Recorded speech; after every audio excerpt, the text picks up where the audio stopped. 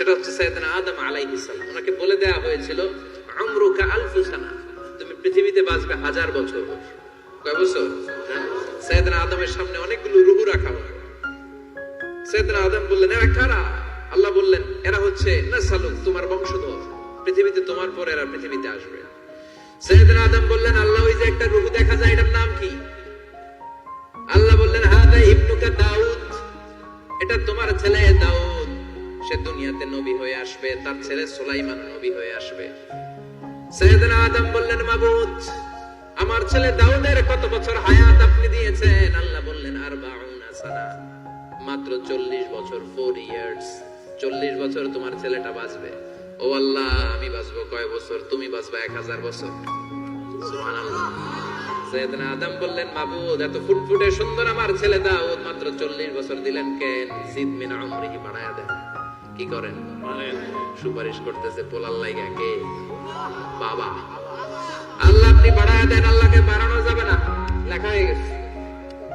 রুফিআতিল আকলাম ওয়া জাফফাতিস সুহুফ, কলম তুলে নেওয়া হয়েছে আর কালি শুকায় গেছে, আর কিছু করা যাবে? সাইয়েদনা আদম বললেন, মাবুদ, আমার 1000 বছর কেন দিলেন?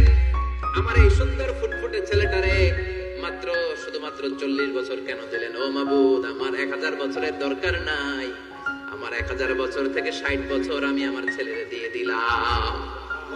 দাউদ আলাইহিস সালাম বাঁচবে 40 বছর, তো বাপ আদম যদি আরো 60 দেয়, 40 আর 60 মিলে কত হয়? 100। ভালো হিসাব বুঝে, 100।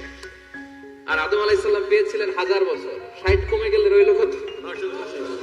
940 বছর পৃথিবীতে থাকার পরে মালাকুল মাউত চলে এসেছে। কারণ এটা on time, the death will come on time, it never late, কখনো দেরি হয় না। আল্লাহ বললেন, লিকুল্লি উম্মাতিন আজালুন ফাইযা জাআ আজালুহুম লা ইস্তাখিরুনা সাআতান ওয়া লা ইস্তাকদিমুন। মৃত্যুর একটা নির্ধারিত সময় আমি বেঁধে দিয়েছি, অন টাইম। অন টাইমেই চলে আসে, 1 সেকেন্ড আগেও আসবে না, 1 সেকেন্ড পরেও আসবে না। 940 বছর বয়সে মালাকুল মাউত এসে হাজির, এসে বলল, জিতু আন আকবাদা রূহাক, রূহ কবজ করতে আসছি। আদম আলাইহিস সালাম বললেন, রূহ কবজ করতে আসছো মানে? আমি বাঁচবো তো 1000 বছর। কয় বছর? মালাকুল মাউত বললেন, না না, ওই যে আগের কথা স্মরণ করেন, আপনি 60 বছর দিয়ে দিয়েছিলেন। কয় না, আমি দেই নাই, আমি আরো বাঁচুক, আরো 60 বছর পাওনা আছি, আমি দেই নাই। মালাকুল মাউত বললেন, আপনি দিয়েছেন। আদম বলে, দেই নাই। মালাকুল মাউত বলে, আল্লাহ ঘটনা দেখেন, দিয়া কয় দেই নাই। আল্লাহ কয়, থাক, কথা কইস না, আয়া বস। সুবহানাল্লাহ পড়ো। নাসিয়া আদম ফানাসিয়া বানু, ভুলে গেছেন। আমরা ভুলে যাই, আমরা খেয়ে বসে খাই নাই, নিছিলাম পকেটে, কয় নেই নাই। এরকম ডাকাইত আছে না নাই? নাসিয়া আদম ফানাসিয়া বানু, বিশ্বনবী বললেন, আদম ভুলেছে তো তার সন্তানরাও ভুলে যায়।